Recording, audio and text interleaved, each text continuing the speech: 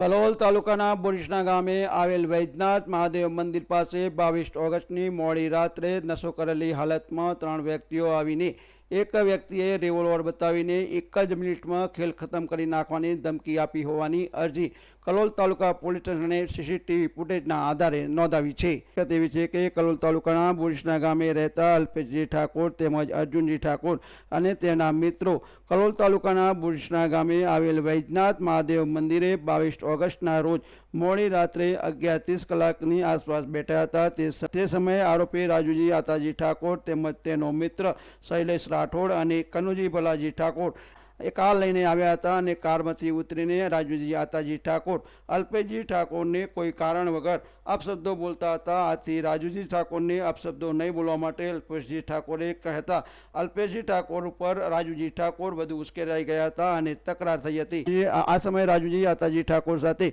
કારમાં આવેલા x army man Shailesh Rathod તેમજ કનુજી ભલાજી ઠાકોર પણ તેનું પ્રાણ લઈને આ તકરારમાં કૂદી પડ્યા હતા અને શૈલેષ રાઠોડે તેની પાસે રહેલી રિવોલ્વર અલ્પેશ ઠાકોર સામે તાકીને તેને એક જ મિનિટમાં ખેલ ખતમ કરી દેવામાં આવશે તેવી ધમકી આપી હોવાની અરજી કલોલ તાલુકા પોલીસ સ્ટેશને આપી છે। સમગ્ર ઘટનાના સીસીટીવી ફૂટેજ પણ કલોલ તાલુકા પોલીસને આપ્યા છે અને આ તમામ ફૂટેજના આધારે કલોલ તાલુકા પોલીસે આ બનાવ અંગે વધુ તપાસ હાથ ધરી છે। મહેન્દ્ર રાવળનો report, Yukranti live news, Gandhinagar.